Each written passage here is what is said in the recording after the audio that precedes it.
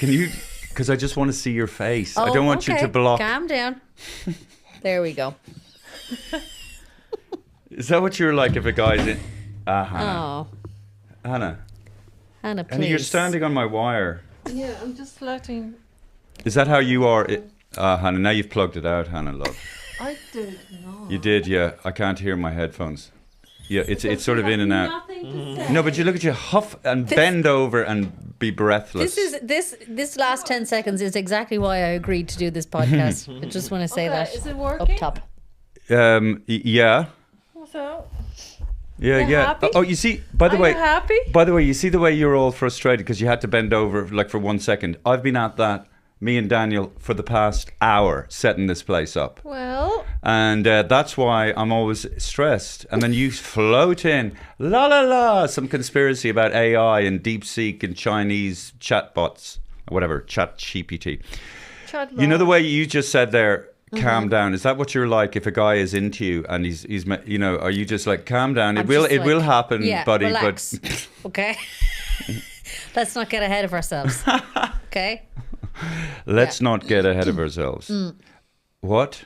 Oh yes, right. No, I was going to say something and I forgot what it is because what is all the things? I know I'm getting rid of them. I'm so sorry, people watching this podcast. Fuck. Do you know, we'd be doing this podcast if people weren't watching anyway, because it's very important for me, Daniel, Hannah and Jake to get together as a family once a week. Yes. Because we don't see each other otherwise. Do we not? What? Oh, is that you being funny? Should we see each other every day, Hannah? Nearly every day. Really? Hannah, just be honest. And, you know, Hannah. I am honest. Yeah, do we see each other every day? No.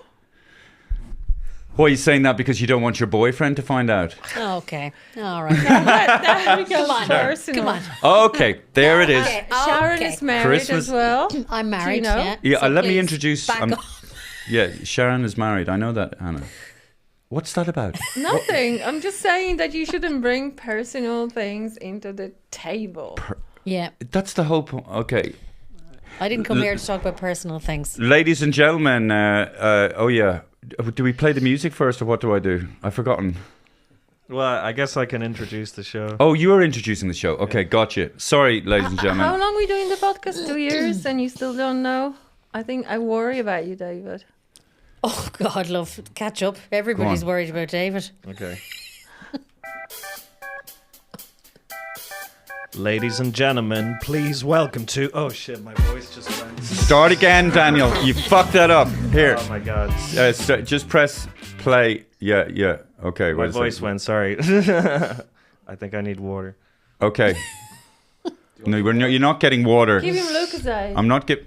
He needs adversity. Go on. Let's go. All right.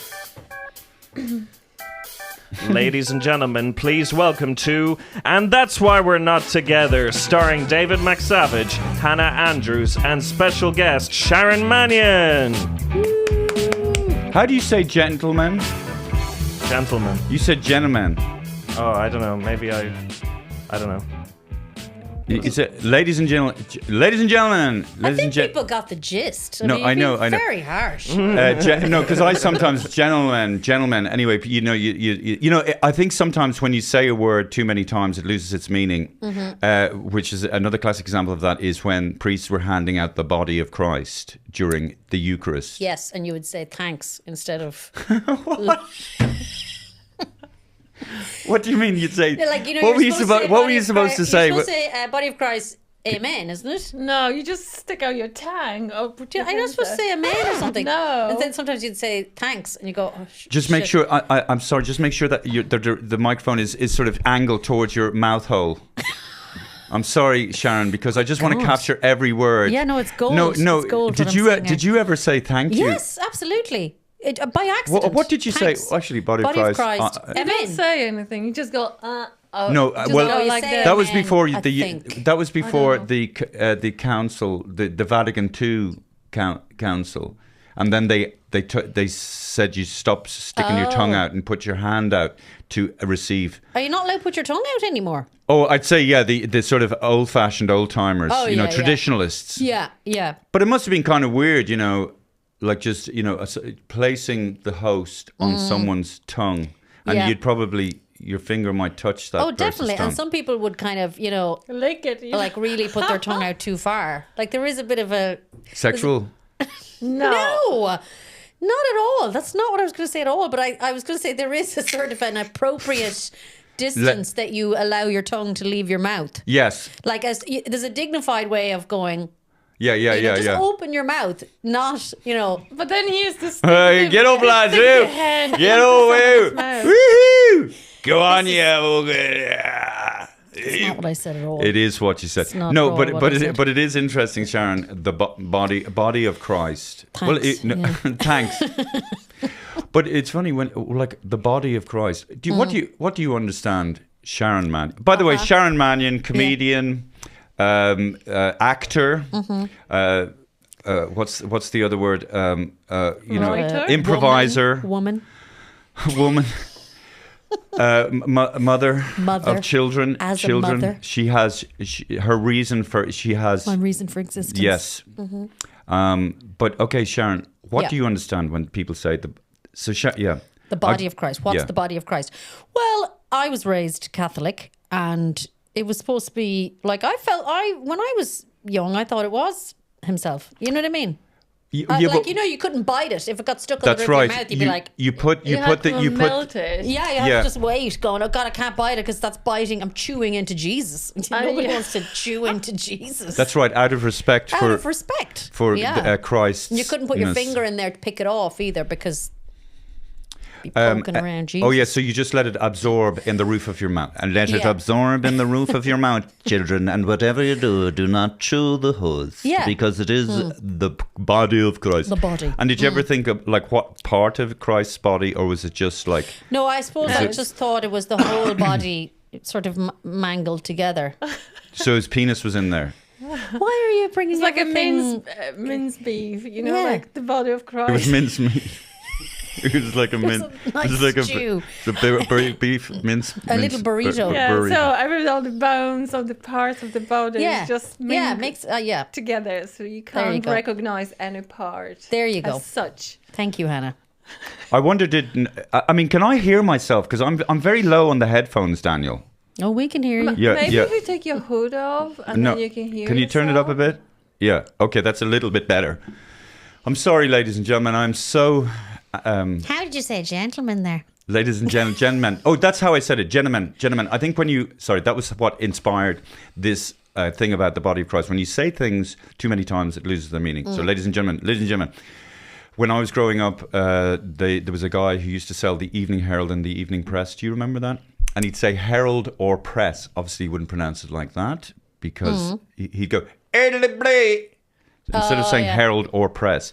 And over time, it just went, it was like, instead of Herald or Press,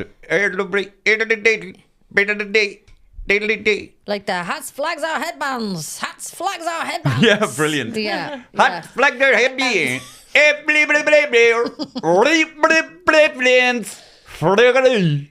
And so, body of Christ, body of Christ. And then you take the host. What was your favourite part of the? Did you go to church quite a lot? When I was a kid, yeah. Yeah. Well, my favourite part was always going up for communion. You'd be a great nun. Let's be honest. You would be a fucking. think? Oh fuck yeah! You said this to me the last day. That No, you're you have- afraid of me. No, well, Explain first yourself. of all, I'm not afraid of you, Sharon. I am a bit. Okay, yeah. you're a No, little no, bit. but you do have. There's something in the eye. I've seen it. Sharon has very blue eyes. No, but there's something in Sharon's eye. There's something. Something in Sharon's eyes whereby you wouldn't mess with her too much. Like I compared when I was in school. I don't think so. Thank you. Okay, Hannah, because you're Polish. I don't know what that means. Okay, look, the point is, half my children are Polish, so I can say that. Okay, look, my point is, when I was in school, there were certain teachers. They might be big, physically imposing, but when they came in, they just didn't have discipline. Sharon is the kind of teacher I would have remembered. She'd walk into the classroom, and all the kids would be going like, oh, fucking hell. Do you know what I mean? yeah. She'd give you, maybe you'd have a look. You could throw a look. Yeah. So that's what I'm saying. I saw that film recently with Meryl Streep called Doubt. Oh, have yeah. you seen that? No. Well, I saw it years and years ago. Yeah, you should Can't have been in remember. that film. Oh. Yeah. Meryl gets everything that I should have got. I should have been in It's Complicated as well. Yeah, That should have been me. she is very Sophie's good. Choice She's very should have been me. She is very good. Oh God, Sophie's Choice. Oh, fucking hell. horrible film. I mean, Horrible. it's very good, but Yeah. Yeah. it's Very sad. he is very sad. Like it's really getting Yeah. forensically examining how dark the human condition Yeah. can get. Yeah. So let's talk about if you had the talk about that. choice. If I had to choose if between you my did- children. Oh my God. I know which one. No. I No. don't. How did she? Oh yeah. Why am I? Maybe you want to tape your mouth. Yeah.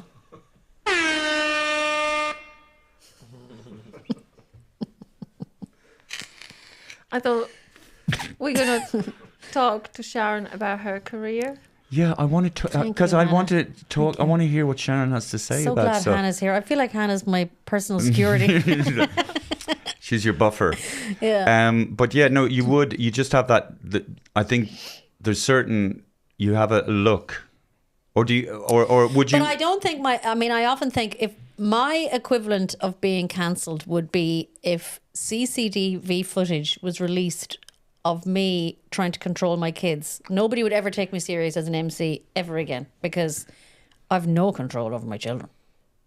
Yeah. So you say that I'm, Well, that's lovely. I have to say. it's an illusion. I But shouldn't be revealing my secrets. but do you think kids with kids? Yeah, there has to be some kind of. I There hate has the to word be- discipline. I know but- they do. I like the word Structure. structure, and they have to know, like, They want I to mean know. it now. Yeah, right. Yeah. Yeah. And I suppose my kids do, but definitely they wouldn't be everything you've described there. They would not remotely agree. Well, you don't Me want to. either. Either. I don't know, like how anybody can be afraid of you. I mean, like, thanks, it's just Hannah. like See? It's just you. you just take your guitar, start singing, and people just love you. See, people just love me. I'm so yeah, lovely. 'cause, yeah, you're lovable. I'm lovable. Yeah, but Hannah. What's your problem? Hannah doesn't. Yeah, but Hannah lives on the surface. And you deep. Thank God, Hannah. You can't see what's really going on. I have a joke, and I mean, I'm gonna quote you. You Oh, know, Jesus, your joke. okay. So, what is the man in the brown envelope? No, who's there? What is the man in the brown envelope? What? Do the joke, Hannah. Is it knock knock? Knock knock. Who's there? No, it's what not you call a- what? No. what you call the man in brown envelope? Was it like this? That's the joke, but you've added the knock knock element Okay.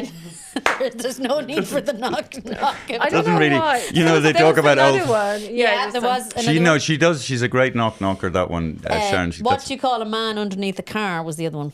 What's Yeah. what's the joke, Hannah? This is So I just No, but wanna, you- let me- I just want Sharon to explain. Yeah, but tell the fucking joke. Okay, Yeah, well, but Anna, can I just say, folks, this I is. wanted to ask Please, questions, no, and I want Sharon you to take answer. my breath away. I can't breathe. All the oxygen, Hannah.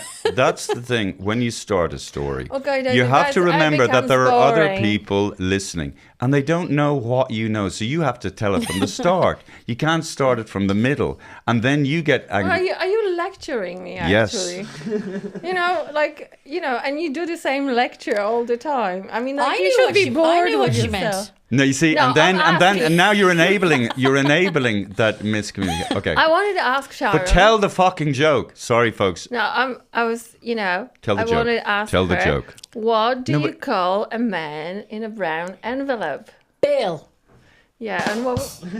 Thank Brilliant. you. Well And done. where A is little it bit from? slightly slow. Okay. It's when Sharon was 11-year-old and she was on the Den. Den. She was a guest, and she was being, you were telling jokes. Yeah. Is I there, told is, you there, is there jokes. footage of that on? There is Yes. footage online. Oh, we'll have Yeah. to find that. That's Sharon Mannion, our UTV guest presenter today, and now Sharon is going to entertain us with a couple of jokes. Sharon, What do you call a man in a brown envelope? I don't know, what do you call a man in a brown envelope? Bill. Ha, very good. And joke number 2, What do you call a man under a car? I don't know. Jack. All right, I was going to say mechanic. Kevin Gildee says it looks like I have the energy of a 50-year-old man trying to sell a calf. Now, you were very confident. I don't know if I would call it confidence as just complete and utter...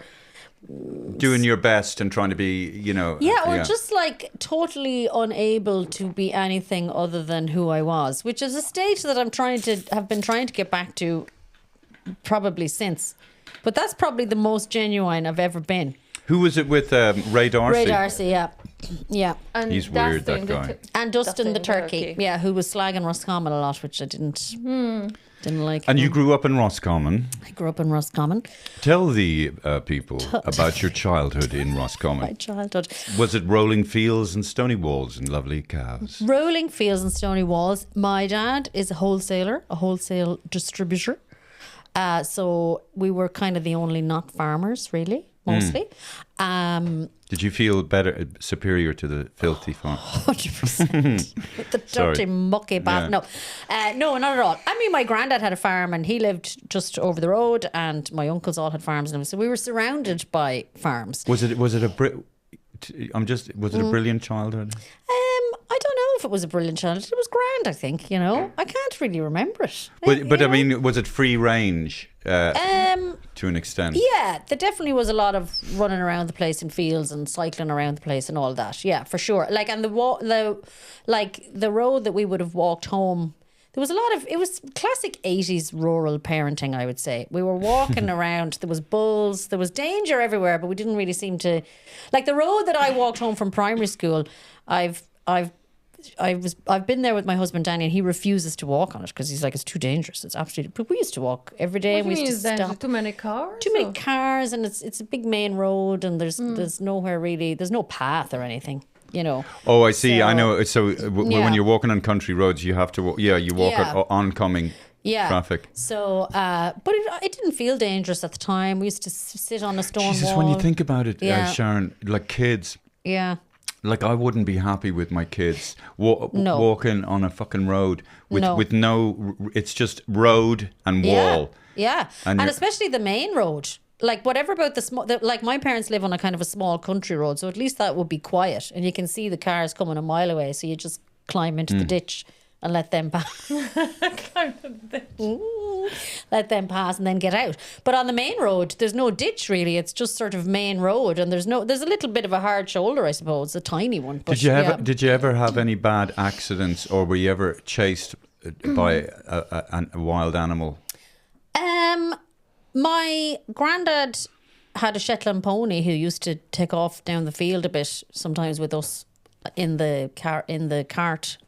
Oh, you were in a cart. He made us a little cart. It made all the grandkids a little cart. But sometimes the Shetland pony would just sort of... That is the definition of an idyllic childhood. I would have loved to have a cart. Yeah, I don't know if it sounds... I don't know. Oh, you see, maybe it's a boy thing. Boys would love that more than girls or something. I don't know. Socially constructed narrative of what a boy or a girl should be. Yes, very. I think it was great, but I wouldn't want to live there. So you were dreaming about dresses and ball gowns? No, I definitely wasn't doing that, but I was definitely wanted to get out. I wanted to get out. That's interesting, I found isn't it a bit constraining. Yeah. And me and my brother would have this conversation. Now, he lives in Selbridge, but everything I don't like about the country and the country way of life, he loves. Oh, that's interesting. So we'd over the same things. So he loves the sense of community, and so do I, and all that is great. But that after a while starts to feel a bit like claustrophobic to me, but it doesn't to him. So the idea of you being in this wooden cart that your grandfather made, so beautiful, and it's not an easy thing to make. You try making a cart that you can strap onto. Strap on's the wrong word. No, that you can tie onto a Shetland pony. But that to me sounds so sweet. And then the pony runs off, and the kids are like, "Wow!" It must have been so exciting. It was exciting, but then like there would also be, like for example, there was one summer my granddad's dog had a load of pups, and we were all giving them for a few days, and then they were killed. They were killed. Yeah, they were killed. So you have that side. How do you mean they were killed? They were That's what they assassinated. Do in the they were just put in a bag or whatever, and Yeah. Why were they? Why didn't they give them to you? Oh yeah, whatever. Because yeah, that's it's like high maintenance. It's just that wouldn't have been the thinking of at the time. The Silence of the Puppies, starring Sharon Mannion. So Sharon, what got you into? Well, go on. Do you want to ask a question? No, what got you into comedy? That's a good Okay, question. that's a great question. Thank you, Hannah. A great question from you.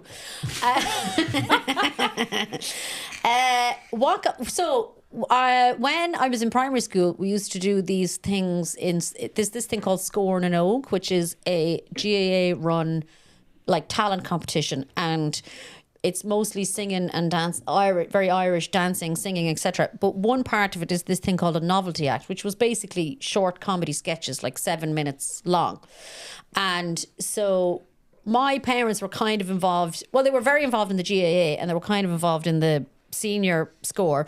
So basically, me and a load of pals from primary school started doing these sketches in Scoring an Oak, and we did that for about 6 or 7 years, I'd say. So I would say that was where the seed was planted, but I still thought I wanted to be an actor. Like you know what I mean? I didn't think people laughing at me. I didn't perceive that as a good thing.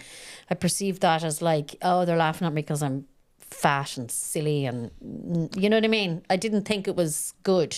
It didn't feel good. So I went to drama school, and they'd always put me in the funny parts and the quirky parts, and I was like, why did they do that? I suppose because I was kind of funny, but again, I didn't want to be. I wanted to be. But Lady if you weren't Macbeth, trying, you know? if you weren't sort of presenting yourself as funny, I was just that good. Yeah, but wait a second. Yeah, but why would they be? Why would you? So they have. Is it your size? I know. What's wrong with their size, Yeah, folks? what's- You're small. Is it elaborate, yeah. smaller? Is it because you're smaller? No, I think I was just. I know you're not that small. I'm only 5. I'm 5'2", which isn't that small. It's because I'm not like teeny tiny. Do you know what I mean? I'm not Kylie. Anyway, listen, we're that's, rabbit you hole. know, it's, yeah. No, but I'm just curious. Like, explanation. what I'm saying is, yeah. why would they? I don't know. I suppose it was the quirky roles. Like I was never Juliet, you know. So Oh, I see what do you you're know what I saying. mean? Yeah, yeah. So it was kind yeah. of the quirky roles and the kind of funny roles, but I wasn't happy about that, you know. And even in Dancing at Luna's, that was our big end of year thing, and I got cast as Rose, which I now think is a gorgeous part. But at the time, I was like, they're only putting me in that part now because they think I'm an idiot. No, you know? because all the girls want to be leading ladies. Yeah, you know? yeah. It's just like It's just the thing. Yeah. Yeah, it is. It is interesting. You know, we talk about discrimination, and we talk about this, and we talk about that. But there's definitely with when people are being cast, there's definitely if you have a certain look, you have to look a certain way, and you just have to look at. So there definitely is discrimination, I guess, but it's the kind of discrimination that's so accepted that it's not seen as discrimination. Yeah. So, like for instance, one of my biggest there's a comedian I just think is one of the funniest guys ever. His name is Bobby Lee. Don't know if you've ever heard of him. He does a podcast called Tiger Belly. He's a very good actor, but he's of Korean extraction. But you would never see him in a leading role, I guess, because of just his shape or how he looks. But he's so talented. Unless you write the part for him as a leading man or some story. Yeah. Yeah, you know? yeah. You know, like specifically for him. I don't know. I don't know. think it depends on the story. No? But I'm just saying that everybody tries to virtue signal, but there's all kinds of little discrimination. I think it is getting better. But like I always think, I used to work in one of the co-op agencies, so we'd be like each other's agent, and these briefs would come in. I always felt like the briefs for the men were much more open. Like so, there could be like, oh, we're looking for this, guy who's between 30 and 35 and he's rugged, or he's this, or it could be that he's hot, or it could be that he's got a dad bod, or he's this. Like, there was like all of these different ways or different character types that were acceptable for the men, but then the briefs would come in for the women and it was like, we're looking for a female between 25 and 35, and that was kind of it. Oh, I see. So they it's were kind of like very just broad strokes with the women, whereas with the men, like even with men, I always think it's funny. Like dad bods is kind of like sexy, but like they haven't even had the kid. Do you know what I mean? They even haven't had the what? They didn't even have the child. Like a dad bod is kind of sexy. People are like, "Oh, look at him! He's got a lovely dad bod." Do you But think if you dad have a bods are sexy? Oh is yeah, dad bod? a dad bod is sexy. Like your man. Okay, who has a dad bod? Your man in Stranger Things. You know the officer. What's his name? Big dude. But you physically though. Okay, your dad bod. You know, you're not like super not fit, super but ripped, you've got a bit of you're a bit fat. Well, you're just a bit. But it all depends on Yeah. the charisma, you know. Yeah. But you forgive men more than you There would you forgive go. women. Yes. See, Like Hannah women- is saving women the day. have- So here. women have Again. men have a larger window in terms of Yes, sexiness that's compared what to I'm women. trying to say. Yeah. Yeah. Yeah, so Yeah. if the man is, a bit wrinkly, looking older, so you can say he's rugged. Dear and then Lord, Yeah. dear Lord, please come into my brain and let me be attracted to women as my same age. Amen. Okay, fucking hell.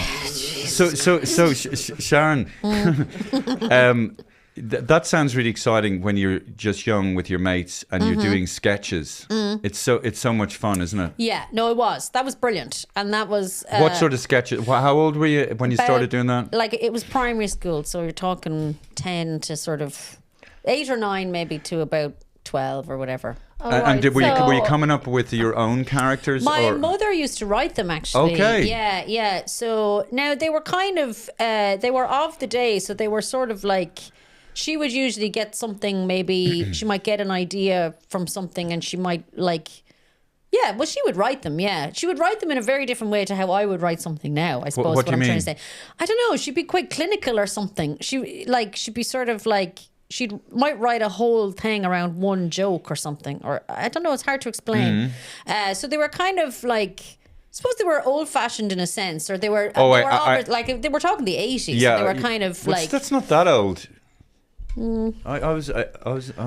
So there was 80s and beginning of 90s. And 90s, sorry, it was mostly 90s actually. 1993 Yeah. was funny because 1993 when Daniel was born and that program was... When I was on the Den? Yeah, There on you the go. Den you were 11. Yeah. So I calculated Yeah. how old are you? Oh, very good. Oh, God. Can't get away with You're anything very here. young. You're very I'm very young. young. I'm very young. Yeah, but no, it was exciting. It was good crack, and it was we were kind of like a football team. We won a Connacht final once, which was hugely exciting, and we got to an All Ireland. Oh, wow. And we had a bus, and like we Oh, didn't wow. win the All Ireland, Yeah. but we sang. I was actually only listening to it on the way in. We used to sing "We Are the Champions" by Queen all the time on the bus, and I have such a clear memory of coming home from the All Ireland, having lost the All Ireland, but we were all singing "We Are the Champions" Oh, on the that's bus. beautiful. And it was just this lovely kind of a moment where I realised you don't have to win Yeah. to win. To be a champion. Well, There you you got very, very far. Yes. Can you remember Yeah. the group who won? What would they Yeah, do? they were from 6 Mile Bridge in Bastards. Clare, and they did something on the Salmon of Knowledge, which was shite. And listen, I'm not bitter. then you said that Suzanne is your best friend. Yes, She's Suzanne. so young. I don't see Suzanne that much. She's a guard in Ooh. Blanchardstown. She used to be a guard in, so I keep her on the right side of me because I'm not yeah. stupid. But I don't see her that much. No, I think she lives in Drogheda or Dundalk, one of those now. Yeah, and she never got her T-shirt on the clip. Oh, They yeah. said they'd send her a Den T-shirt, and they never sent it. But it's wow. funny, like kids are always kind of when they're young, they're always acting. They're always creating little scenarios. They don't even need to set it up. And you know, when I was growing up, it was cowboys and Indians, you know, or also we used to that film Roots. Roots. Yeah, it was, and we'd all play the part. Well, it's very politically incorrect. I can't even go. I can't even go any further than that. Oh dear. But anyway, the point Slavery. is, yeah. But anyway, the point is, plantation. yeah. But we were children. Of course. I mean, like, just... Okay, cowboys and Indians. You know, so everybody would be. But Irish were first slaves in Hannah, please. plantation. What? Irish were the first slaves taken over to Caribbean for plantation. Okay. Has anybody? Can we get a fact check on Yeah. Yeah, it is. It is. I just read. You know, Yeah. 16th century. But so we're all acting, and then you know you kind of grow out of it, or you just get older, and you know. But that playfulness. Yeah, is well, definitely, that's when I started doing improv. That was when I kind of. So after I finished drama school, And I was like, Where'd you go to drama school? Just in Inchicore. It was just a small course. And I was knocking around for a year or so, or maybe 2, going like not doing much. And then I started doing improv in the Halfpenny, and that was kind of a big moment of like, oh, okay, it's really fun actually being funny. And that was the moment. For me personally, that was the moment that kind of everything changed, because I went from really enjoying being funny to, or I went from not enjoying being funny to being like, oh, I actually really like being funny. It is a funny money. Yeah, well, yeah. big money in the Halfpenny. Woo! I know. Well, why are we doing it at all, Sharon? Because let's face it. I mean, So is that why you started your own comedy? in the middle of a fucking Sorry. conversation. I've lost. Power of speech. I was just thinking maybe that was the reason why you started your own comedy club. Well, It says it's the Ireland's longest running. Well, I didn't No, start the comedy cellar. No, I the can't comedy claim cellar that. was started by Barry Murphy, Kevin No, Gildee. fuck that. It was started by me. Huh?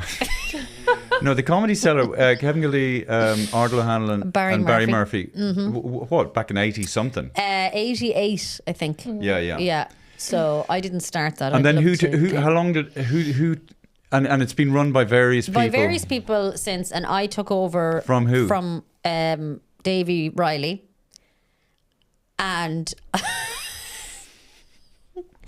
I. That was after COVID. I took over after COVID. I took over from the pandemic. That's who I took over from. Yeah. But you do run it. I have to say, you run it really well. I mean, people think you. it's very easy to run a comedy club. I tried once or twice. There's so many things. There's so many factors you have to take on board. As everybody, people aren't too pissed, or they're not going to be heckling.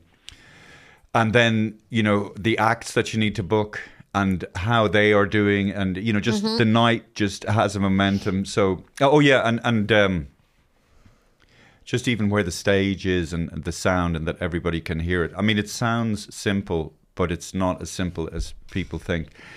I mean, I've done many gigs where the stage has been in a weird position, or and you talk to the organizer, and they look at you like, "What are you talking about? Stop being such a diva." And, yeah. So it's not as simple as... No, it's not. It's very hard work. So yeah, you run it very well. Thanks very much. Yes. No, thank you. No, thank you. No, thank you. Fuck no, off. really, thank Fuck you. off. No, I was talking to Hannah. Okay. Thank you, Hannah. Sorry. What were you saying? Nothing. I was just wondering, have you performed in the club? Are you invited to perform? He's such a in the shit He's club? allowed in. Yeah, he's allowed in. Yeah. But actually, Contrary to common sense, he's allowed in. Hannah was saying there, like, oh yeah, what's that sound? You're making a living, right? But like, why are we actually doing this? Because what I'm trying to say is, Sharon, that even like obviously very, very successful, like Joanne McNally, she's making I'd say fucking good money now. Yeah. But most of us aren't. So why are we doing it? Because you have to, really, don't you? What else would you be at? Well, What else are you going to do? Well, I'm You're not going to be a mechanic or something? No, but what else are you going to do? I could be a mechanic. No, I couldn't do anything else. What do you mean you couldn't do? What the fuck? I know. I wouldn't be able to. I wouldn't be able to, like, emotionally, and like I could physically or practically do something else. I was relatively academic in school. I could go and do something, but I would crack up, so I kind of have to do that, and I've made my peace with it. But I will say that at 2 points, so once we bought a house, that was a huge thing. Before we bought the house, I had regular times where I was like, this is fucking stupid. Like, I'm just being actually stupid now. This is ridiculous. And after me and Danny got married, about 6 weeks later, the house we were renting went on fire. And we lost, obviously, where we were living, and kind of lost everything. And I remember feeling we were miles away from being able to buy a house at that stage. And then I remember thinking, like, this is like, we're being fucking stupid. We're just after getting married, probably going to have kids. Like, this is a mess, But once we were able to buy a house, I felt a bit more, okay, well, we have a house now, we're just more like normal people. who, you know, we can go through times that we have options. We can rent a room. We could always sell up and move down the country. How the fuck should you buy a house? We had 2 good years. Danny got a good ad, and we just had 2 good years. And God, that must have been a very good ad. Yeah. Is your husband He's also an actor and an improviser. so he performs with you We performed. That's how we met. We performed together, and you live It's a together. house You're on in our house. stage Oh, together. yeah. Oh my God! How does it work? Oh, it's amazing. It's just yes and around the house. See, Hannah wouldn't know what yes and means. Try and yes explain it. and, Try and get okay. it. Will you actually? This would be good. Oh, so will you? God. Yeah. Well, Yeah. for somebody, you see, Yeah. for you, it's your area of expertise. Yeah. And you know it inside out. But a lot of people wouldn't have a Okay. clue. I'm not even. So explain So yes and to improv- Hannah. So you know what improv is where Yeah, you make yeah. up stuff on the spot. Yes. So, and it's all based on this principle of yes and, which is basically like we're in a scene together. You say something. I basically yes what you have said. And I add something Yes. to it. So I don't physically say yes and, but like you might say, oh, I bought you a pony for your birthday. And I go, yes. And I see you put a lovely saddle on it. And then you would go, yes. Okay, so and add something else, do a you bit know? do a bit together. Come on, Hannah. Okay. Yeah, what will we start about? What? Go on. Okay, I bought you a pair of shoes. Yes, and I love them. Yes, and I knew you would like that print. Yes, because Yes and. yes, and leopard print is my favorite one. Yes, and leopards are the fastest land animal in the Serengeti. Yes, and I would love to go and see them, and I would like to go over and see them with you. Yes, and let's finish this podcast and go. Yes, and let's not. Yes, take and the- here we are in the Serengeti. Look, there's a fucking leopard. No.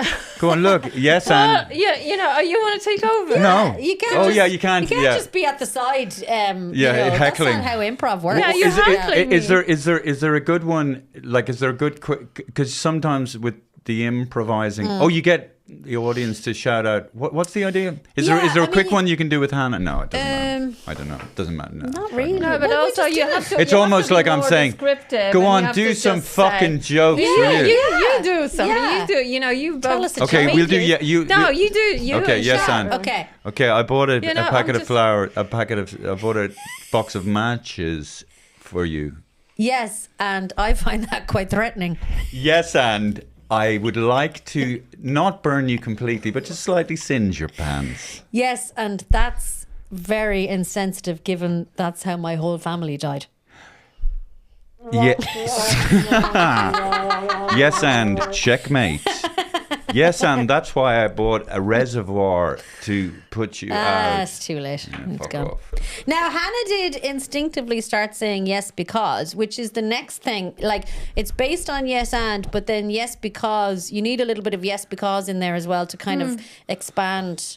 So you actually instinctively, high five, don't leave me hanging. Very Oh, good very improviser. good. Very good. So I've done something right. Yes, and. Him, not so Yeah. much. Yes, and no. Yeah. But it is funny that yes and or that momentum, you know, because I guess in stories, in films or TV, it's always and then what happened, and then what happened, and then what happened. But I would use the like improv. Improv to me is kind of the backbone of everything I do. So obviously, if I'm hosting or whatever, it's like, you know, I can feel that I'm using a lot of those skills. But even when I'm writing, I try and get into that mindset of yes and yes and yes and, because if you're doing an improv scene with somebody in a show, like, you don't question it at all. You can't question it. You just have to kind of go. You have to make it work. You have to make it work. And if I try and bring that into my writing, because I think the hardest thing when you're trying to write stand-up is you're doing bits and you're like, I don't know, that's not going to fucking work. Whereas if you can try and sort of develop it, going, I'll make it work. It doesn't mean that everything will be fantastic, obviously, but I find that at least I won't give up on it too quickly, you know? Oh, that's what improv gives you, because it's very anti, you know, like what I was doing, putting stuff down or trying to be dismissive of stuff. Yeah, and like, it doesn't mean that you can't be Critical or disagree or angry or whatever, but it's just, I think it's very much like you make it work. You just make it work. You have to make it work. Yeah. Does it get easier with repetition? Like you're doing that more, Yeah. over and over again, and then you develop certain skills, a certain way of thinking, or propping up the story. Yeah, I think I didn't do well because I was just You so, did very well. No, because I was just No, like, you did very. did You great. did very. What the fuck? Yeah. See, now you did well. You did well. Oh, that's so uncomfortable. You're saying nice things. Oh. You did well. You did well. Yeah, No, yeah. you do, and you get like. You did well considering that you've got a Here we tiny. go. Right now. Yeah. You did so well. When you're No, working but with a lot like of if the same you've people as well. thrown into it, you Yeah. know, and you don't know, how you don't think how it's gonna work, and then you have to make it interesting, longer. But the funny thing is, when you start doing improv, you're chasing what you're talking about. You're like, I want to get better at this so I can kind of, get good at it and all the rest. But once you get good at it, you're actually chasing being thrown into the deep end because that's and much being more funny exciting. and- Yeah. Oh, I see. It's much more. I don't want to be in a scene now that I've done before because I'm like boring. I want it like if I get the chance to improvise with someone new, brilliant. Someone who's going to say challenge. something that I'm like, oh, I didn't see that coming, or Yeah, or if a new, like often on the Sunday night gig, we get like a suggestion that nobody has ever said before or something, and you'd be like, oh, brilliant, that'll be, something new. So it's like, So, what about comedians looking down on improv? fuck them.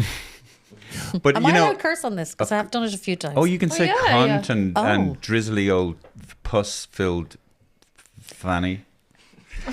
Okay, look, I'd rather not say that. Sorry. That's Is okay. that a nun's funny? a nun's And fanny. that's funny. Yeah. I don't know. We started with the nun. We did start with nuns, but I think that's... Are they asexual completely?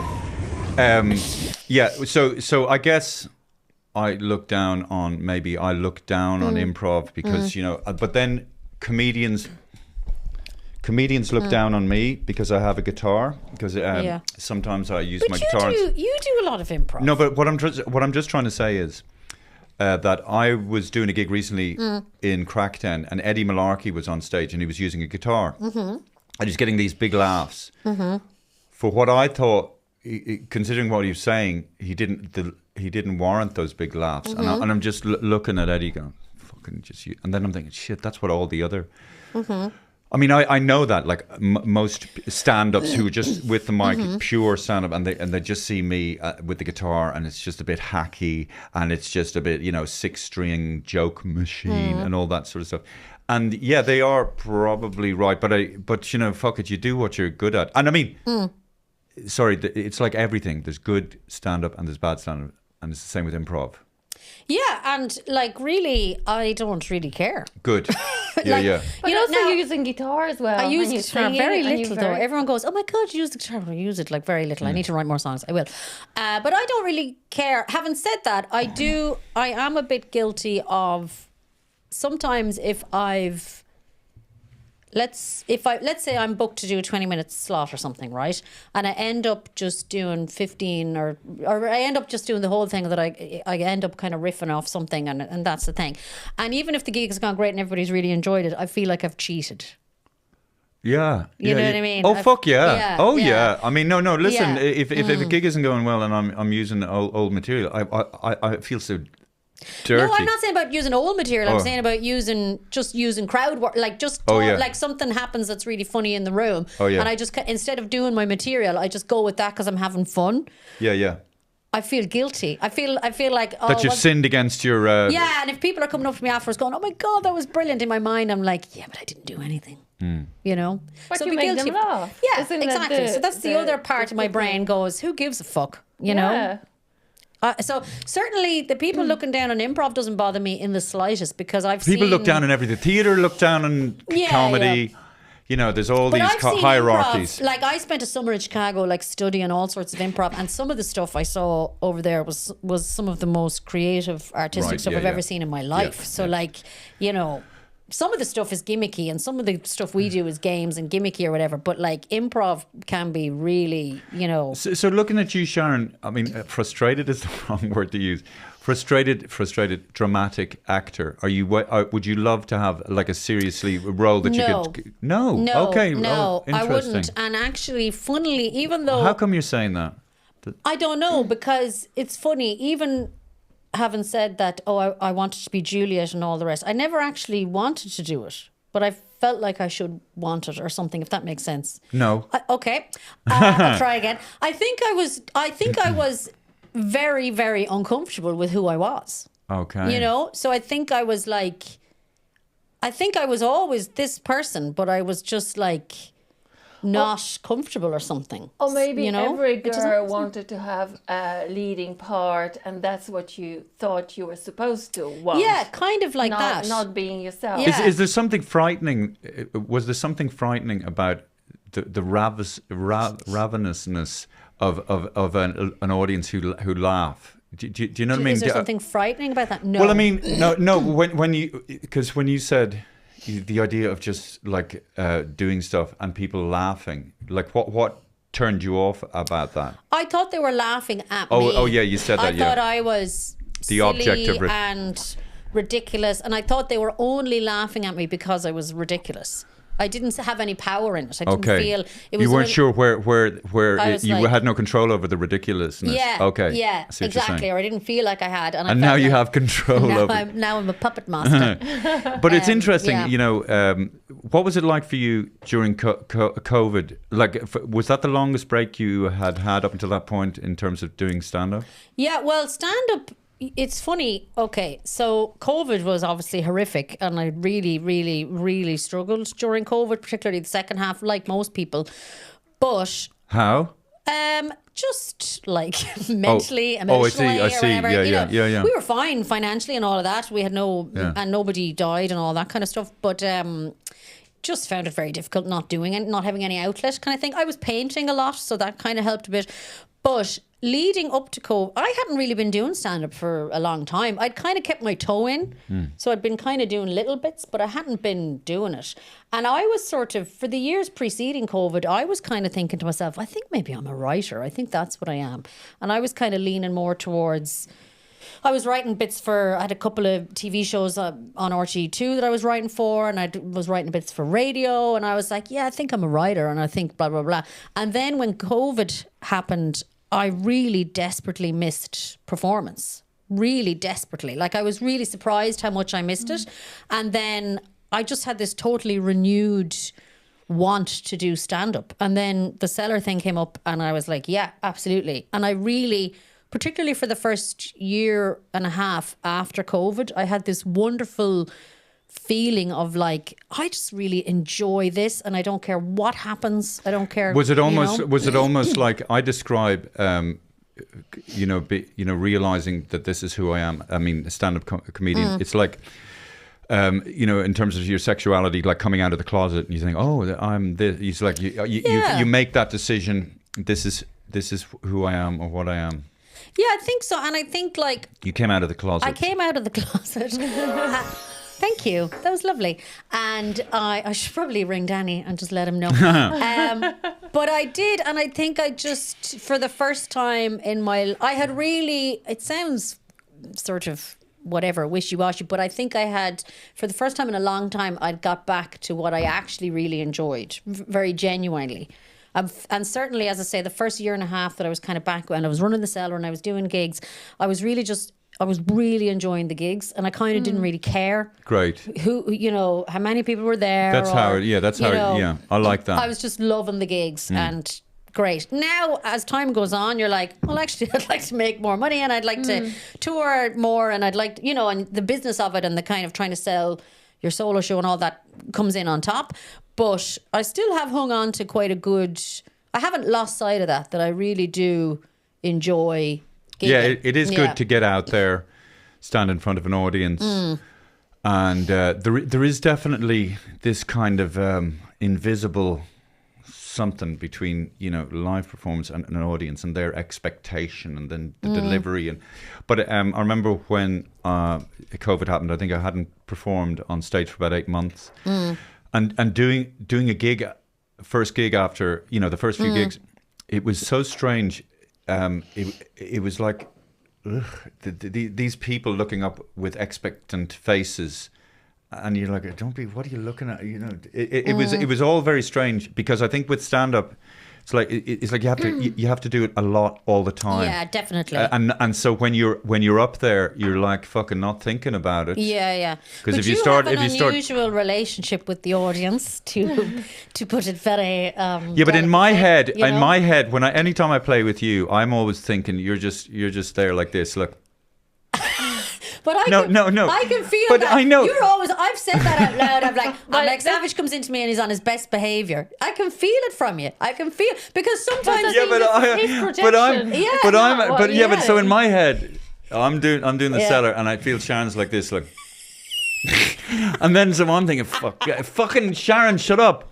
And she's not. She doesn't feel like that at all, because she needs. I've seen you, and you'll be like doing your thing or whatever, and then you'll be about to do, you're fucking, and I'll kind of see you kind of go, oh no, never mind that, no, never mind that you kind of. So I know you're on your best. Yeah, because she is. She's she isn't. She's giving me dirty looks, Hannah. Dirty looks. I have a power over him. She does no power. Yeah, but like, why? She has no power over me. I am the puppet master.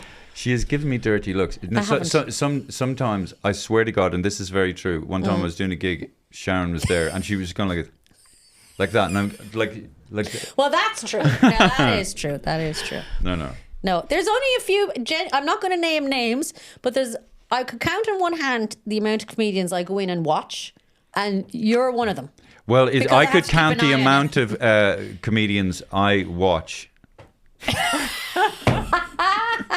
Well, actually, I have to say, Sharon did the Olympia there last year with me, and it was kind of a bit too good, a little bit. A bit too good. That's ridiculous. No, but I was in the backstage area listening to Sharon on the thing, and the fucking laughs. You know what I mean? And I'm thinking, yeah, you were jealous. I was going like, fucking hell. Yeah, he was crying when I came back at the break.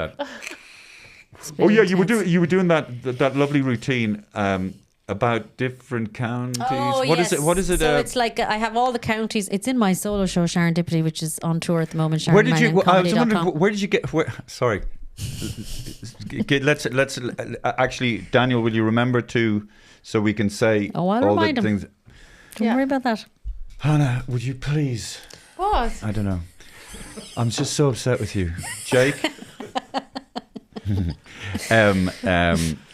Oh yeah, where did you get the idea for that? Or can you maybe explain to the audience about that particular routine? So you hold them. So I have cards. You have cards of every county in Ireland, and we go on So I basically say we're going to go on a musical tour of Ireland. Yeah. Or we're going to go on a tour. What should I say? We have a tour of Ireland through the medium of song, and then every county has a song, a little. Where did you get the idea for that? Don't know actually.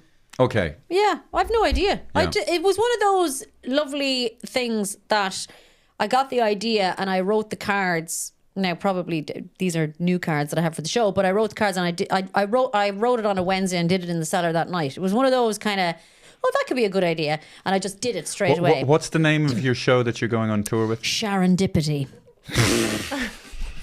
That's a really good title. Okay, no, just the way you said it. Hannah. Sharon Dippity. What I fucking hate is doing interviews on the radio for So anyway, Sharon, so you're playing now in Wexford. Can you tell us what's the show about? Yeah. And fuck me in the face. Oh, what would you say? Well, no, don't say anything. That's my point. Because it's like, they start, it's like I remember when I was a kid and my dad would say, so David, what are your goals for the next 5 years? And he'd ask me that, right? And then I'd start answering him. Now I'd answer him in a nebulous, I haven't got a fucking clue, because I had no plans, but I was trying to sort of fit. And as I was answering him, he'd start moving objects in the table and ordering them in the way that he wanted my life to be ordered. Yeah. So David, what are your career goals for the next 5 years? I said, well, I just kind of want to hang out and just meet people. Right. Mm-hmm. Wow. So when I find it very triggering when I'm on a radio and you hear some local personality. Here we are on East West Wexford FM. Now, Sharon, I'm going to do a radio interview with you now. Okay. Do people laugh at your jokes? Oh, they do. Yeah, they think I'm hilarious. Do they now? Yeah. Even though you're a woman, that's usually when you get. And are you a woman? I'm a woman. Do you think women can be funny? Most women no, but me, yes. Yeah, right. I have to say. And can you sorry, tell go on. can you tell the difference? Sorry, go on. You have to say what? No, I was going to say, like, that's so funny. You're saying, like, my parents would never have had that approach with me now. What you're saying there about what's your goals and all. No way. They were scared of you too. You were like the fucking omen down in Roscommon. They like, no wonder they just said, ask her. No, just go for a walk on that path. Yeah, no, don't worry, Maybe don't worry about. something nice happens. Yeah, and everybody's driving around. Fucking hell. Me. That'd be great. I'd love that if everyone was terrified. Well, but that's kind of smart, isn't it, of your mum and dad in a way? Because although some people respond to encouragement, it probably depends on the. Yeah. But like, I have two brothers, and I think the three of us are very different. Right. Like, my older brother he had kids quite young, and he is a driver, like a lorry driver. He's been a bus driver, and he was a drummer in a band and stuff. Then my other brother, like, incredibly academic, always. He's an accountant now. Very uncreative, and then I'm whatever I am. So I think that the environment allowed three very different people to emerge, which I think is a good sign, because then it's like whatever those individuals were. It's funny, as you were talking and explaining there, I was thinking back of being on the Late Late Show, and Pat Kenny at the end of the interview, he said, "So Dave." So Sharon, if you were the comedian, I know I asked you this already. Yeah. What would you like to be? And I think I answered like, I don't fucking know. But I was just thinking I should have said, I'd love to be a gynecologist back, because I love looking at fannies or something. High five or whatever. But I didn't say that. Just sort of, probably that's like a Borat character. Yeah. You didn't ask me that, actually. I did. I said, what would you like to be? Yeah, I said, what? I said. What did I say? What the fuck? No, I said, what the fuck are we at? Oh, yeah. Chasing this okay. because well, now it's a bit too late. I'm nearly fucking 60, so I'm fucked. It's too late for you, yeah. Oh, yeah. But you are fucked. well, what would you like? If an alternative pursuit? I don't in know. Terms I don't know of, why I pushed that now, because I don't have a great answer. But maybe a chef or okay. Oh, really? Yeah, or a hairdresser. A hairdryer. I thought you were going to say it, because you're small enough. You can hold Sharon in your hand. What kind of attack was that? Here's Sharon. Just me breathing fire. I don't know what the fuck. But being hairdresser and being chef, they're all creative occupations. Or a lawyer, maybe a lawyer. So you'd be a great lawyer. Good. But you'd be great at loads of things. Yeah. Sharon, now you'd be great at loads of things, but you throw it all away with this ridiculous. And it's true, though. And in terms of what meals, can you describe like a really good meal that you've had? That I've made. What good meal did we have, Hannah? Where have we had a really good meal? Like, go on, name one. Oh, we remember we went to this Japanese restaurant and they Noma. gave out Noma, and then it was very delicious, but the for some reason those sauces and those things are very high. I always. but that's you. I didn't experience that. I think this is your that's own. That's the one. You remember me solution. and Hannah took ecstasy in the year 2000, and I had a panic attack and thought I was dying, and I was in the back of an ambulance, and I fucking need it, and Hannah was there, and she's still like. I thought that they all love us. Anyway, don't take drugs. Yeah, kids. Yeah, never. No. What did they say? They're so good that they fucking ruin your life. Yeah, they're so good they fucking ruin your life. Oh, so that Noma. What about Japanese? What would be your like ideal meal, madame? To make or to eat? No, do you sit there in front, and somebody brings out? What would it be? Oh God. I don't know. Yeah, I don't know, because I eat everything apart from mushrooms and olives. That's it. Don't like mushrooms. Don't like olives. Yeah, why? Because they're disgusting, Hannah. Oh yeah. Fish. What? Fish. Oh yeah, I love prawns. A nice pasta dish, steak. I'd eat anything. I wouldn't. Pizza's my favorite. I know that's not very glamorous, but I do. Pizza's my favorite. Yeah. Do you make a good pizza? Just this weekend, I made homemade pizza. Made the dough from scratch, sauce from scratch, chips from scratch. Hello. Wait a second. How did you? I mean, isn't pizza like you have to cook it in a really special? Yeah. The downside is that the oven. It's hard to get the oven hot enough. Right. But if you cook, what I do is I make my dough and then I fry them with no oil. Fry what? The base in a pan with no oil. So I kind of cook them a certain amount. and then I put very good. the sauce on and all the stuff, and then Oh, that sounds delicious. That's quite smart. And where did you come up with that idea? just like myself, just in my head. Hannah, did you hear that? Yeah. Yeah, and what kind of pizza do you like the most? Or what would be your Don't favorite? get competitive. Like, do you see that actually, bitchy little, Yeah. So what kind of fucking pizza you fucking? Yeah, because Yeah, pizza I'm is sorry. not my favorite. My favorite topping is beef and onion. Beef and onion. Yum Unusual. yum yum. Yeah, and then Unusual. maybe chorizo or something then as well. But I do like a beef and onion. I think is a lovely combination on a pizza.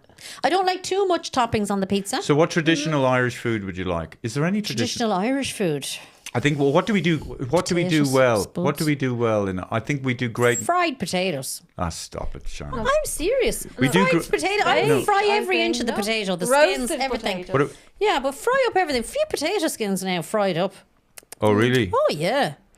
You're like Frodo Irish Baggins beef. over there going on about your fucking. It's ridiculous. Look at her. I like, lamb bread and But no. But what about we do very good dairy? We do Yes. great butter. I think Butter, I think the yes. Kerrygold is better than. Do you know what I mean? Do you find what? I'm not sure. I she's think not happy with beef- that? She's not happy I with think that? beef is the best. No, but in Ireland. Kerrygold, in terms of butter, compared to the other butter around the world. I think I was in France and I was really Oh, impressed with piss the off. French Come on now, and Anna. French milk and butter. Oh my god, that French milk was so sweet. Oh yeah. For the first time, I actually drank milk. It was so good. Oh no. I would like to go. But- I haven't been to France in such a long time. But beef, Irish beef, is I think the best. Yeah. Although I wouldn't eat red meat that often, but every now and again I get a hankering for a good steak. Is it like rare? Do Hankering. you like rare? It's a good word. Medium rare. Hankering is a Hankering. good word. Do you know what the hankering? No. Hankering. It's like I have a Like yearning. a want. Yeah. Oh right, hankering. Want. That's another good one. I love that Yeah. expression. He has a terrible want on him. Yeah. Or yeah. but definitely I have a want. Yeah. I have a desire. It's just Yeah. no want. But You just have this. It's all It's just from this. the Irish. It's all from because Oh, it's is that like, right? Well, a lot of it is like so. For example, the Irish for "I'm hungry" is "Tá ochras orm." I have the hunger upon me. So that's why we have a lot like of English. That's why a lot of our translations are kind of like "I'm after doing this" or "I have a hunger on me." I have an awful hunger on me because the Irish is "Tá ochras orm." So that's why Yeah, a lot I of it like- is Isn't translated it so that interesting way. that we all kind of get a bit dreamy about, Yeah, the Irish I language, and we know. talk about it in that very sentimental way, and in a way, it's very Mediterranean. There's a warmth to our language, but somehow we don't speak it, or it's I not. know. And all- yeah. But the problem is it to do with the fact that the kind of people who go on about the Gaeilgeoirs They are are a such bit fucking annoying. Yeah. idiots? that- David, that's your personal thing. I think Yeah, a It makes lot you know- of Personal people thing. But if it's don't such a- share but- your but it- opinion, it's and some- there's a it's- trend it's- that people speak more and more Irish. There's a film called Nika Oh, here in we go. Irish. Oh, Have that's you seen brilliant! it? Yeah, brilliant, brilliant. Have you seen it? No, because any time I see people in masks, I get triggered. I thought you were going to say anytime you see people be more successful than you. No, well, that's true as well. I can't handle it. I think John McNally is great. It's funny. I've done one night, in the Olympia, and I can't remember why I was looking up the dates. I was looking up the dates. See, Al Porter. Okay, he's 4 nights, 5 nights in Vicar Street. Al's back. And then how many nights? Joanne, night after night after night after night after night she's after killing night it. after night after night. Spare a thought for some of us who've never had a night in the Olympia. Yeah, hang on a sec. I'm going to spare a thought, and let's move on. But do you think? Have you? I'd actually like to see. Oh no, I saw Joanne a year or two ago. She's definitely like just killer. Yeah. But she's tapped. We were talking about it before that she's tapped into. What do you think she's tapped into? Womanhood. Womanhood, yeah. I think so. As I was saying What to you, does that mean, for God's sake? And why haven't you tapped into I womanhood? don't know. No, I but don't I mean, know. genuinely, what the Yeah. hell are you talking? Sorry, why am I getting angry? I don't I know. think it's a demographic as well. yeah, She yeah. tapped in, and She's- the way yeah. she is, the way she. She's cool, like she's a lot cooler than I am. She's quite cool, and I think she's tapped into, like as I was saying That to you wild before, and- spirit, that and a lot untamed. of- she's become she became very quickly this like she had to be seen not just by comedy people, but everybody has to go and see Joanne. So, like, as I was saying to you before, loads of women, every woman I know has been to see Joanne McNally. Some of them might never have gone to see comedy before, but they've all gone to see Joanne because she's, like, sort of branched out of comedy and just become a thing that, like, oh my God, you have to see Joanne, she's fucking brilliant. Yeah, I remember somebody describing what's his name, John Bishop, as it's like when you go to see John Bishop in 10,000 people, it's like a football match or something, you know. Yeah. And it transcends comedy. Anyway, listen, I wish her well. We'll have to have her on the podcast, will we? Yeah, she said she was going to do it. Yeah, well, you know. She's very busy. Open invitation. She's very busy. Oh, very busy. Busy Well, people. like, on As Karl Zoom. Lagerfeld said, busy people always have a lot of time to do anything they want. So it's not, I don't know, that's not Karl Yeah. Lagerfeld. He's dead now. Okay. Oh. Well, that's nice. Do you want to ask a question, you little scallywags? You little... That's Yeah, Daniel. did you ever watch Whose Line Is It Anyway? Oh, yes. yeah, he's very cute.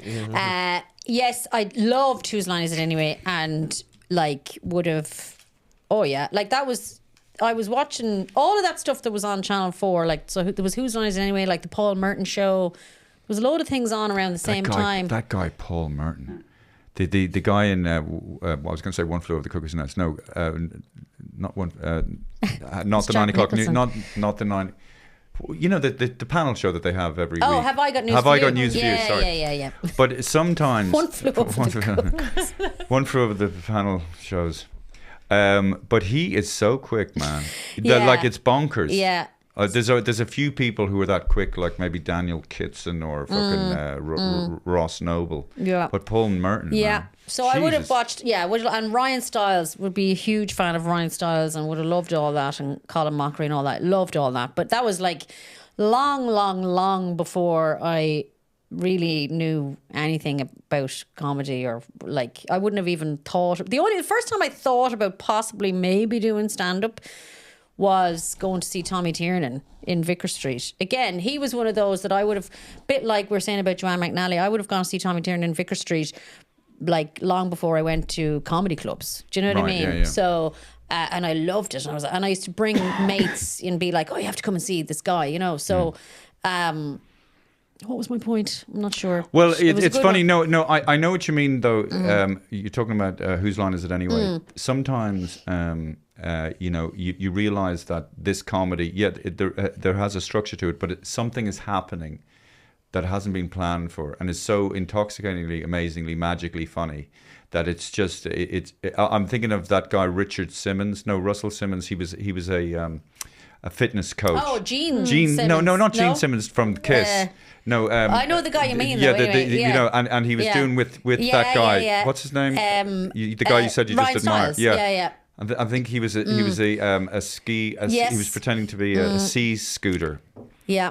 And his head was rocking back and forth. Anyway, it was just one of those great moments. Yeah. Can't remember his name. What's his name, Daniel? The guy Simmons? No. Yeah, something like that. Yeah, I can't remember exactly. Anyway, He's not listening. can you come up with a He's better? no idea. Okay, So- There was What- also that guy Wayne Brady. He made songs Can you- on the spot. can you Yes, ask a it's fucking very question, good, yeah. please, Jake, to Sharon? Come on, Jake. Look and speak into the microphone, Yeah. Jake. My apologies. Better be good, Jake. Yeah, come on, I Jake. swear A to lot, God. a lot is riding on this. Oh, by the way, how long have we been broadcasting, Daniel? An hour and 7 minutes. Feels longer. That's where we Feels always are. way Go on. longer. I think what would your favourite memory of David be when you've been in the God, it's like we're at What his favourite memory funeral. of who? Me? when you've worked together? Oh, wait a second. First of all, I like that question. I like where he's coming from. He's very smart. But the thing is, I'd like to talk about my favourite memory of Sharon. Uh-oh. Okay. Oh, I have a favourite memory. I Anyway, go haven't on. any. No, I'm just trying to think Oh, about you're it. trying to think. I have a favourite memory that you may not remember. Go on then. You gave me a lift back from Galway in about, I would say, Was he driving? he was driving. Probably my car. It was a fancy car, like a little sports car in my mind. This Hyundai. There was Go on. my car. He doesn't have a driving license. Okay, we can't he put- was not Okay. insured even. Okay, well, he didn't tell me that. Yeah. Wait. I this- think we'll have to cut that out. Yeah, it's This is 7 a long years. time ago. No, It's this- more than 7 years ago. Nobody will. No, this is come longer after you. ago. This was about 2000 and... Yeah. That's where I had 10, Yeah. 11, That's where 12. I had my sporty Hyundai car. And you get. Do you remember this? No. I was doing an open spot or something. I can't remember the specifics now, and I don't know how. I must have been supposed to be getting the bus back or something, and you said, "Oh, sure, I'll give you a lift back." Mm-hmm. And at that stage, I wasn't afraid of you. If it was now, I'd be like, "I'm not getting into the fucking car with him." Yeah. And we had a lovely. Oh, chat. I do remember. I No, you remember. don't. I do. And yeah, we stopped off in Cavan and got a hotel room. Sorry. We had a lovely chat all the way home, and I was living. Did you manage to have a word even? With that Well, it chat? was just him chatting. Go on, talking. Hannah. And I lived in Santry at the time. You dropped me off to Santry, and actually, I do feel bad because I never offered you petrol money or anything. I was green. I didn't understand that that's what you did. No. But it haunted me for a while afterwards. I was like, oh, that's terrible. I gotta lift all the way No, back. no, I wouldn't have wanted it. No. Well, I'm not giving it to you now. I'm just saying. I wouldn't have wanted it then. Okay, well, you didn't get it. Anyway, that's my favourite memory. Well, of my you. favourite memory of you was last week, and I walked up the stairs in the International, and you said hi, and I just thought, oh, that's so nice. Okay. Wow, that's lovely. I'm just wondering, what's your favorite comedian? Or is it female or male, whatever? Or maybe one female and one male? Like Okay. you. I find this very difficult to answer. So I'm going to just I'm going to say Amy Poehler, even though she doesn't do stand-up. But She has a vibe about her. she has a vibe that I love. And she's a very good joke writer anyway, even if she doesn't do stand-up. So I think for simplicity's sake, I'm going to go with Amy Poehler because with stand-ups, I kind of can go through phases and I'm like, oh, I really like this person. And, but this one is doing really... There's another girl in SNL. There's another one who's so fucking funny. In SNL right now, or... I'm not sure if she is. Like Kristen Wiig, maybe, or Yeah. something? Yeah, I like Kristen Wiig as well, but I prefer Amy Poehler. And Tina Fey, but Amy Poehler. Yeah. And Will Ferrell would be the other one that's kind of there as I do love Will Ferrell. You know, I know he's gone off the boil a bit in recent years, but like Will Ferrell is one of these people, a bit like Ryan Stiles, that like just makes me laugh. And they're the kind of people I like. Like, I obviously with comedians and stuff, you know, they can have certain bits and stuff that make you laugh and all the rest, but I like someone who just makes me laugh, just their very kind of essence makes me laugh. And of course, Dave McSammer. Of course, Sharon Mannion. Sharon Mannion is my favourite comedian. Jesus. So can you tell us about the tour and everything? Yes, so Serendipity is the name of the show. I'm in the Civic. A mixture of the word Sharon and serendipity, Yeah. and It's she's gone to Sharon, got rid of the mansplaining, Sharon. David. Yeah, I'm mansplaining. And I should say that it's... I don't know who came up with the title. It was either Colin O'Regan or Kevin Gildee. Both of them, I think, came up with it at the same time in 2 different WhatsApp groups. So that will be decided in a court case at a later date. In the Civic Theatre this Friday, that's sold out though. I just wanted to say that. Where? In the Civic Theatre. Oh, fair But it's fucks. sold out, yeah. Are you excited, or are you thrilled? Are you really looking forward to it? Not a bother, or? Oh, delighted, because I find the most stressful part for me is selling tickets. I know, you know, it's horrible. So to know that that there's a gig there and there's people coming is like, Thank God. but there's loads of tickets available from everywhere else. So I'm all over the place. I'm in Bray, I'm in Howth, I'm in Friarsgate in Limerick, I'm in Prague. Wow. Wow. It's all on SharonMannionComedy.com website. Sharon, so do you see the name of Sharon's store is Serendipity? Like serendipity. Can you think of another name that would be good for Sharon's tour? Well, I Oh, haven't yeah, that'd be seen great. her. No, but no, It go on. doesn't matter. So think of a word Yeah. that is exciting, like Shariting. No, Share exciting. serendipity Share is- exciting. I think serendipity is good. Sharon. Think of a I'm word. trying, you know. Magnificent. Okay, Hannah, if you're not going to play along, what's the point? Yeah, but like, I'm what's the trying. fucking- Like, have you come fucking- up with it? What's the point? Think of a word. Superfluous. Superfluous. Sharon. Oh, you should have called it Sharon. Palestine and Sharon. Sharonstein. Oh, come on. Oh my God. Fucking hell, mate. Yeah, we'll discuss We'll discuss this afterwards. afterwards. I think Yeah. I saw on TikTok there's a new word. There's twunk, Yeah. twat and cunt. Twat. Those are old. Twat and cunt. Yeah, how do you make them together? Twant. Oh, Yeah, that's what the new word. Oh, and it's like you use it as a Yeah, it's someone offensive who. term, Yeah, whatever. You're but it's not. you're a twunt. Sharonopolis. Oh, stop it. They're all good suggestions. I'll definitely. Oh yeah, I'll take yes, them to the team. and okay. So really, if you have an opportunity, you have to see Sharon.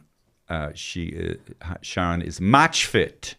God damn it, she'll bring it. She'll bring That's them. what I'll call the laughs. show. She's killing it. She's I'm killing it. Thank you very much, Prince Daniel, Prince Jake. This kingdom will be yours someday. Shouldn't we say that we have a new option to donate? Shouldn't we say? No, we shouldn't. Yeah, donate to a show. If you enjoy the show, you can use PayPal and give anything you want, and leave comments as well. Oh, didn't somebody make a donation? Yeah. And you said you'd remember who they were and you didn't mention their name? I've forgotten. Well, then, I do it what's next time. what a person's incentive? Anybody who donates gonna be named on the show. Can you not see? Can you not see who it is? Let's just wait and bring this thing to a screeching halt. It's so embarrassing. Look, play some background music while she fiddles or pecks away at her bloody thing. Pecking, go on, pecking. We could always just keep talking for a minute. Sorry. Okay, I've got it. Look, Catherine Burton has sent you €20. That's an example.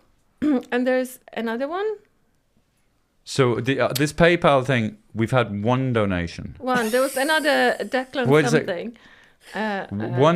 Go on. Send another donation. So we have two donations. There was Declan Ferrick. Donated €11.35. €11.35. So you can take an example. If everyone who listens donated €20, yeah, that would be quite a good amount of money. And then I can go on holidays. Yeah. No. Yeah. We can all go on holidays. Yeah. See Can that. I come? See Serengeti. Yeah, I'm going to the Serengeti. Oh, Sharon Getty. Yeah. Sharon Getty. And, that's not bad.